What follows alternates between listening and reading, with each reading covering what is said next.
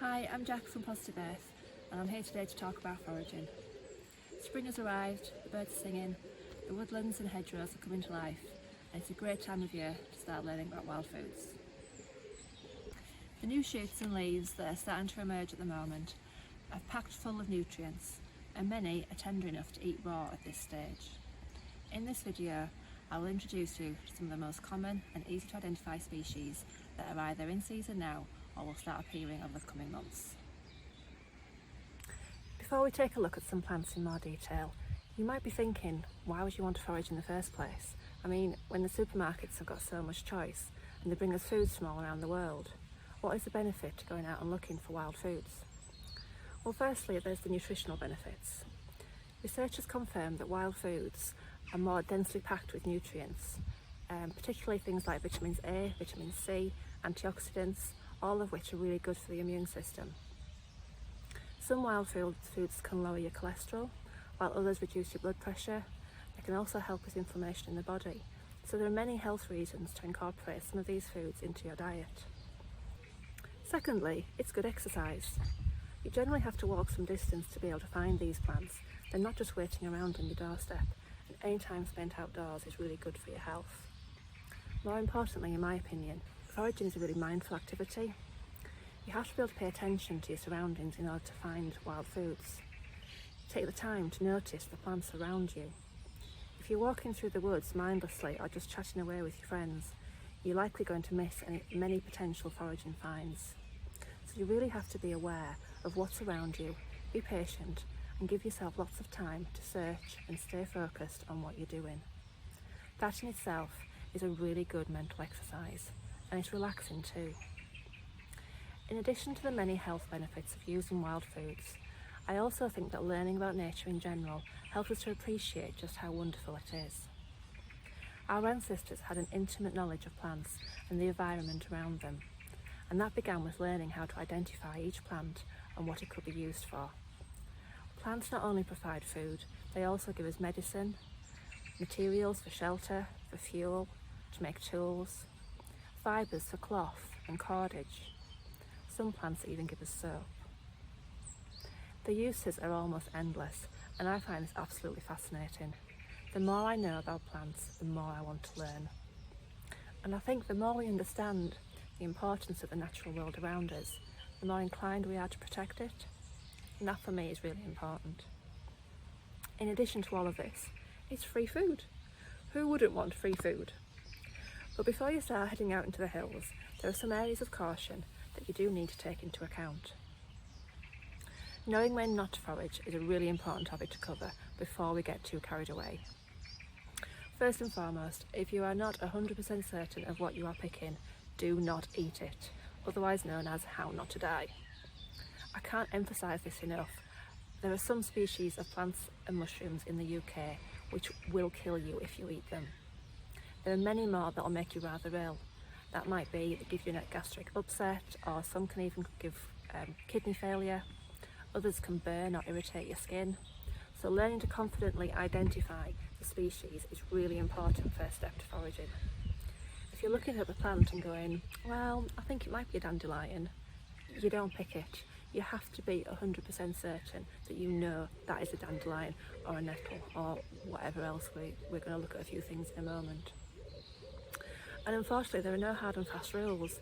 You can't say, for instance, all red berries are okay and blackberries aren't. It's not as simple as that. The only way to forage safely is to know 100% without doubt what you are picking. And we'll go through that in a bit more detail very soon. Another thing that I get asked quite a lot is, where can you forage?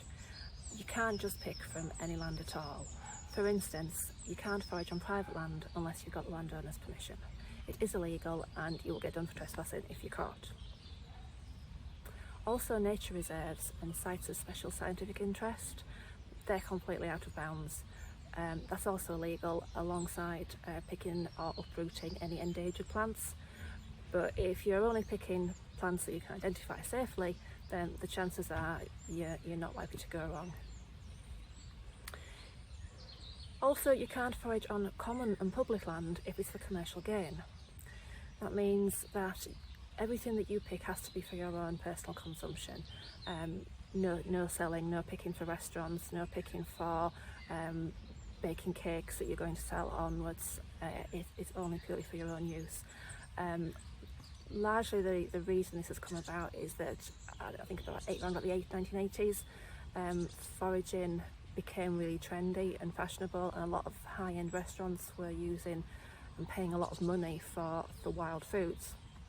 So there was kind of like an influx of people going out there foraging to sell on to the restaurants and make some profit, which resulted in a lot of species becoming endangered because they were being overpicked and over-harvested.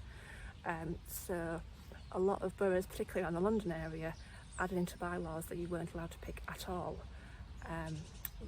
For the most part, in the majority of the country, you're safe as long as you are just picking for yourself. I recommend avoiding heavy traffic routes, particularly where a lot of people are walking their dogs.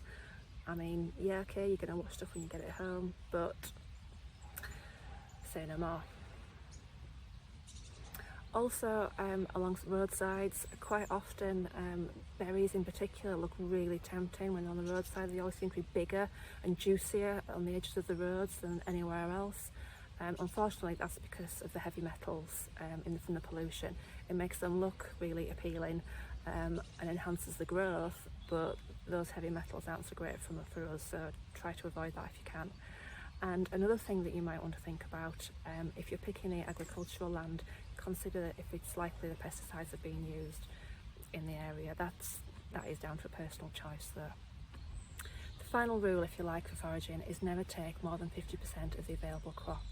Some people say no more than 20%, a little bit of disagreement there, but the main thing to bear in mind is that you're leaving enough behind to grow and reseed and spread so that the plant doesn't die out. If there are just a few plants, then I'd say leave them alone, leave them to flourish. Hopefully, if you can come back later in the season or the following year, there'll be a bigger crop than to pick from. And also, never take more than you need. Most wild foods don't have a very long shelf life, so it's quite wasteful if you're not going to use them straight away.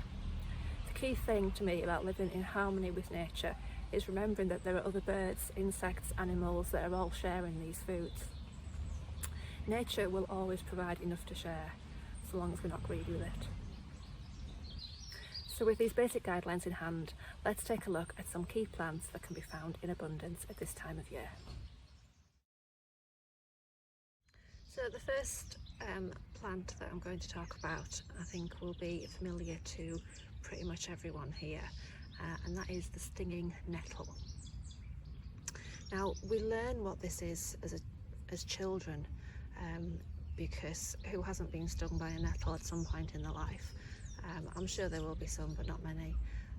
So we very quickly learn that this plant is going to hurt us. So we learn to recognise what it is so that we can avoid it.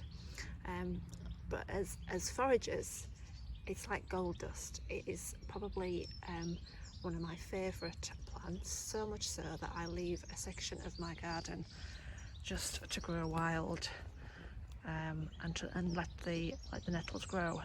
But at the moment, this time of year, they're very small. They're only just starting to come through. Zoom in a little bit. So they're just starting to appear. The new growth coming through.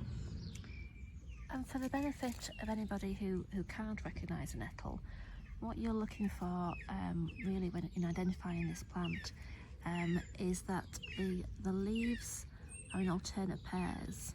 So you see there's always going to be sort of two that way and then two this way, and obviously as the plant grows that becomes more distinct.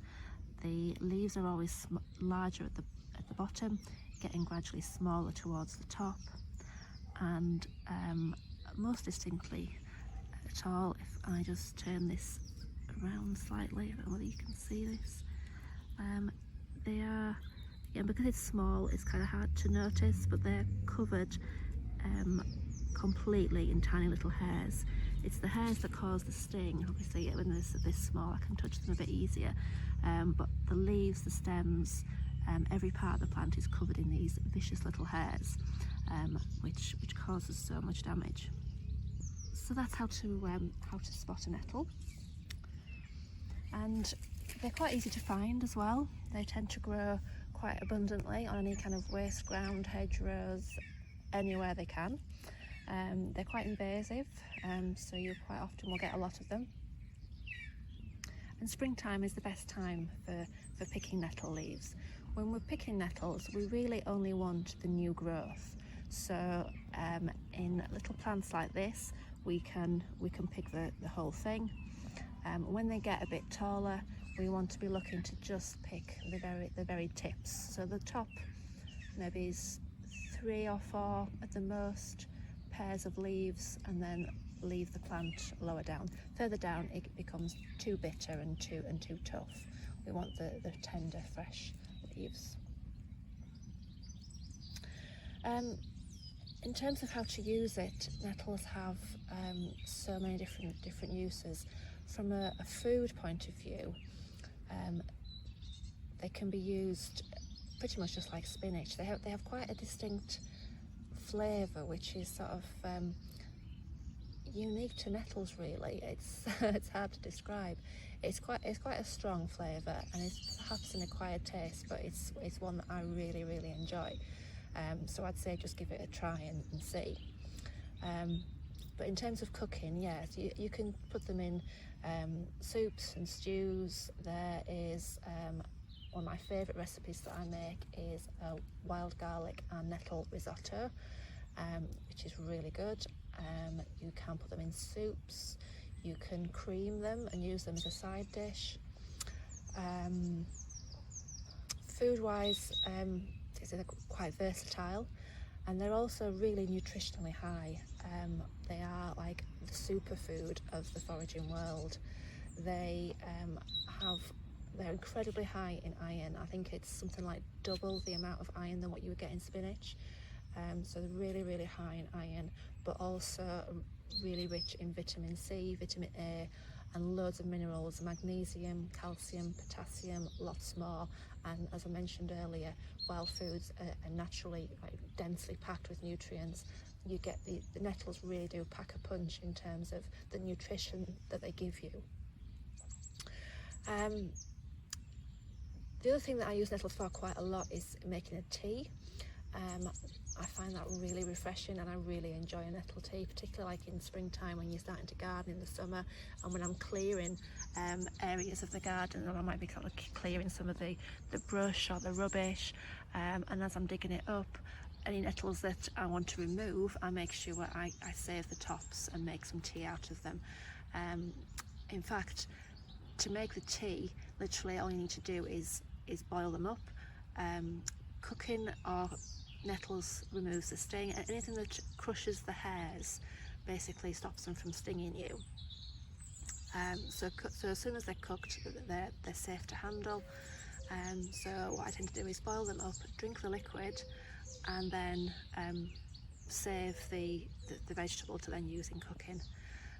If you mix the liquid with say a slice of lemon and a little bit of honey, that makes a really nice refreshing drink. You can also make it into a cordial or beer or wine. Like I say, so many things that you can use nettles for. From a medicinal point of view, nettle tea is really good antihistamine. It's good for hay fever in particular, especially if it's mixed with elderflowers in springtime.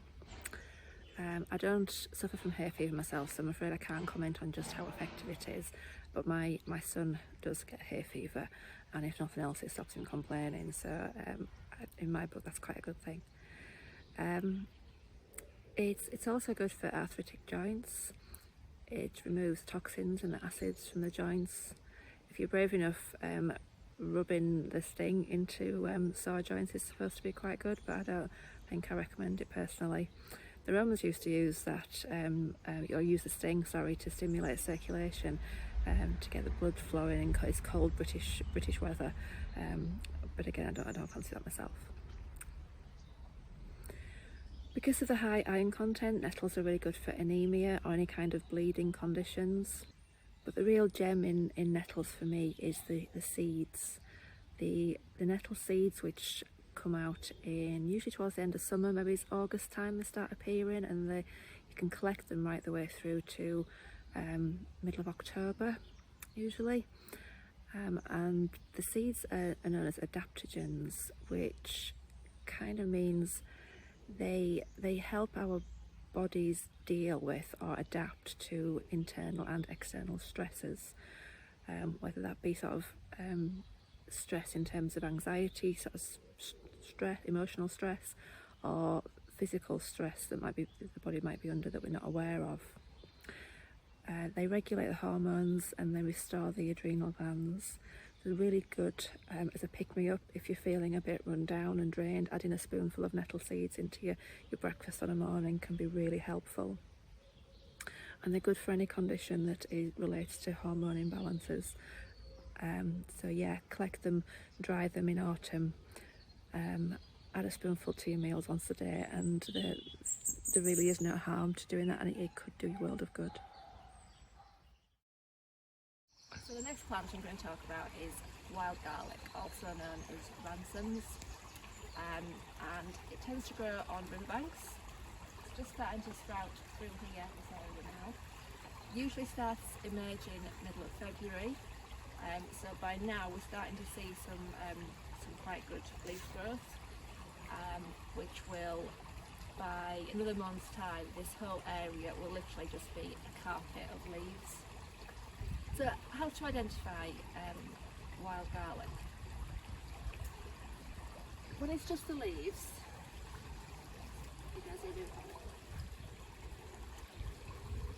when it's just the leaves, you have this kind of really elongated leaf shape on a really long stem going right towards the tip. There's very little veins on the leaf, apart from just some lines running straight down. That's kind of a key thing to look out for on the leaves. And the most obvious way of identifying this herb is through its smell. Even just putting the leaf to your face, it's got a really strong smell of garlic, and the taste is really strong and pungent and bittery. I absolutely love it. This is probably my favourite thing to collect at this time of year.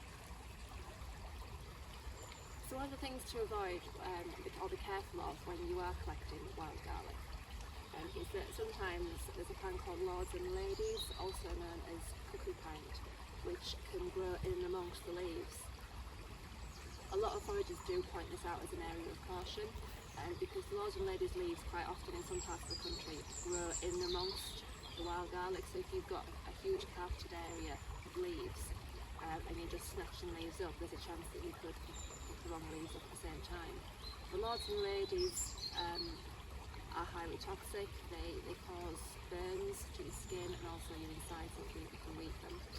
Yeah, not great. So we do want to avoid picking those by accident.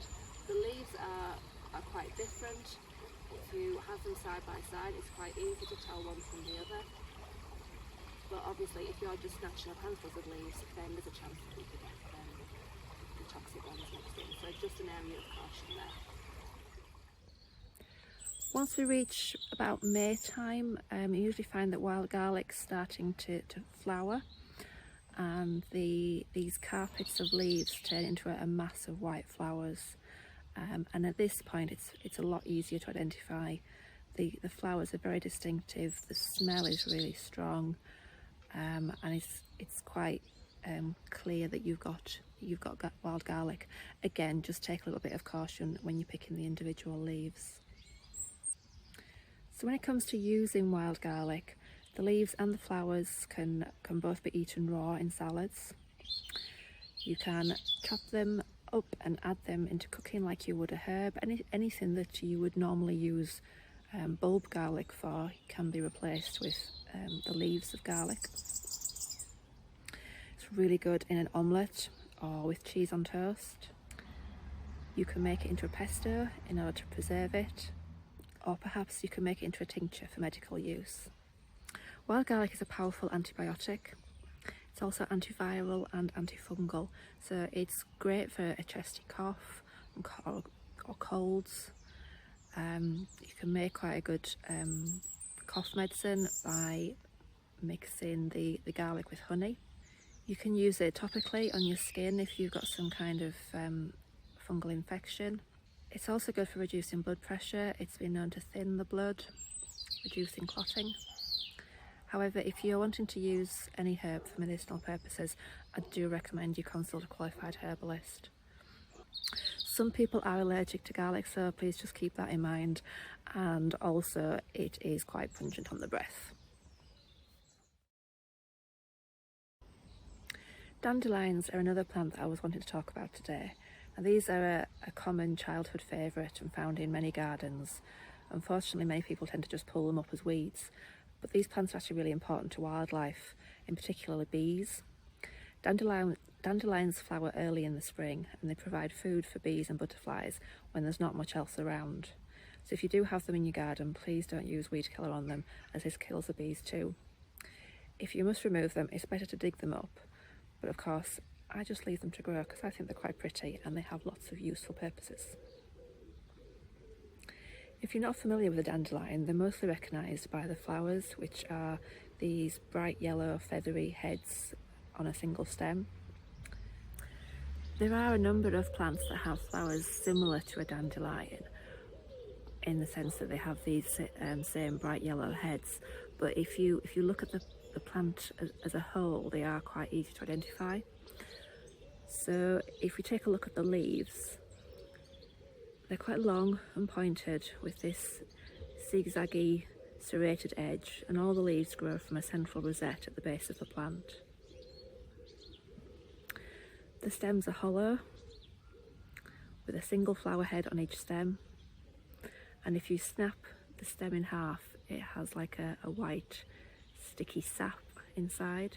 This sap actually is really good for treating warts and verrucas. Then of course there's the seed head, or the dandelion clock, which appears as the petals start to die away. I still enjoy blowing dandelion seeds and watching them float away on the breeze. All of the plant is edible,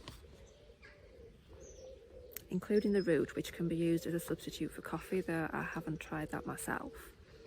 The leaves are a little bitter, they're not to everyone's taste, but if you add just a small quantity into a salad, they can add a bit of flavour and nutrition.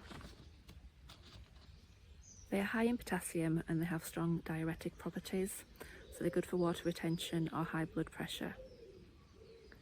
They're a great detox for the liver, kidneys and the digestive tract, helping to flush away excess water, any waste and also harmful toxins. They're also a mild laxative, so you don't want to eat too much at once. If you don't like the taste of the leaves, you can also get some of the health benefits by using the flowers, though these aren't as powerful. The flowers can be used to flavour vinegar, they can be infused in oil, or they can be used to make wine and cordials.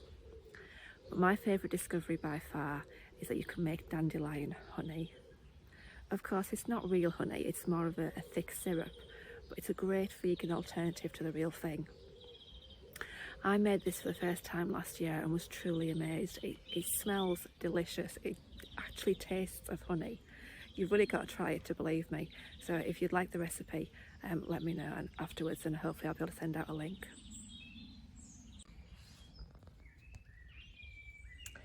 Now this is another garden weed that's not really a weed to me, and it's called hairy bittercress.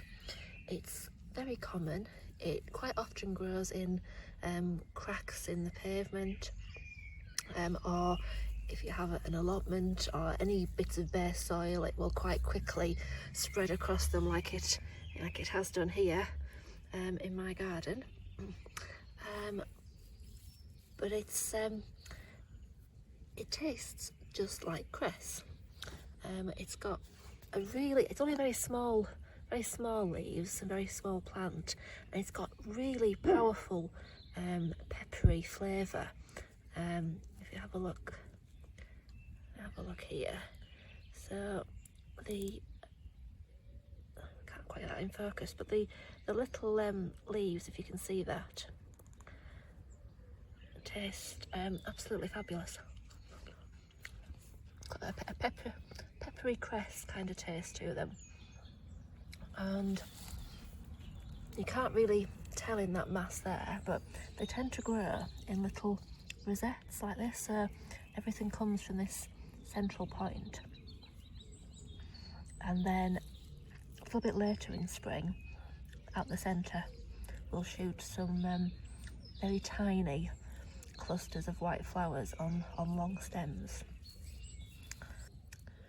So this is pretty much a wild version of cress. That's about all I would use it for, is tossing it in salads, and it adds a really nice pungent flavour. Like I say, it tends to be too small to use for much else, but it really does add a lot of taste to salad, or you can chuck it into any kind of soups or sauces that you might be making. You use it as a herb basically. So that's hairy bittercress. Now this is another leaf that's emerging at the moment, and this is hedge garlic, also known as garlic mustard, or some people call it jack in the hedge. Now, it's a funny one this, because although it's called hedge garlic, to me it doesn't really taste very much of garlic. It's got more of a strong cabbagey flavour, a bit like a Savoy cabbage almost. But if you were to pick a leaf and then crush it and sort of rub it up like this, the smell that you get then from the leaf is really strong of garlic, and that is where it gets its name, and obviously helps with identifying it also. In terms of using this plant, I prefer just to eat it raw. Chuck it into salads or chop it up as a herb. It's quite a fragile leaf, so personally I don't think it lends itself to cooking very well. It tends to break up, but raw is quite tasty. And you can also mix it in with, say, nettles and wild garlic if you were making a risotto or a pesto or something like that.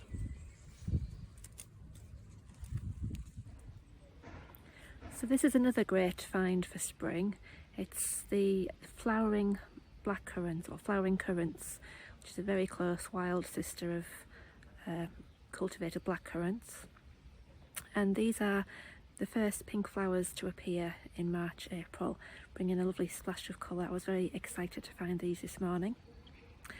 They tend to grow in parks and hedgerows or on waste grounds where they've often escaped from gardens, and they're quite easy to identify by these beautiful dangling bunches of pink flowers, usually about 5 to 30 heads in one little cluster. But the main thing as well here is the smell. They smell absolutely delicious. They really do smell of blackcurrant. If in doubt, just put your nose to the bunch of flowers and it's quite obvious what they are. The fruits tend to come later in the summer, but berries on these wild versions are quite small and quite disappointing really. I've often looked out for them just to find that they weren't really worth collecting once they come. They're so tiny, but the flowers and leaves are all edible and have a number of uses. So the leaves can be added to, the leaves and flowers can be added to salads and just eaten raw, or just munched on your walk, as I tend to do. They can also be made into a tea, make a nice herbal tea from them, or you can make them into a syrup or a cordial. You can infuse them in vinegar, white wine vinegar or apple cider vinegar usually, to make a flavoured vinegar. They can also be made into wine, or you can infuse them in vodka for a rather nice blackcurrant flavoured liqueur. Well, that's about all we have time for today. I do hope you found this interesting. It's been very much a beginner's introduction to foraging, and it is a little early still in the year to be able to have collected much live footage, but I hope this gives you a little bit of a starting point if you're interested in wild foods. If you would like to learn more about foraging, there are many excellent resources online, so I would always recommend cross-referencing several different websites or books just to be 100% sure that you know what you're picking. As I said at the beginning, the foundation of safe foraging is confident species identification, understanding where and how plants grow, and a respect for all wildlife. If you would like to learn more about nature in general, whilst at the same time developing a greater understanding and connection to nature, then next month I'm launching my new Wellbeing in Nature walks. These will be initially on a one-to-one basis, but then I'm hoping to do some group sessions later in the summer. As a mindfulness practitioner, my intention with these walks is to help people reconnect with their wild spaces and to demonstrate the many opportunities for mindful awareness that nature provides. A walk in the woods can be so much more than just a walk, and I can show you many ways to further your connection with the earth and your environment. For further details about this and all other aspects of the work we do at Positive Earth, please visit our website at www.positiveearthcommunity.com or find our social channels at Positive Earth UK.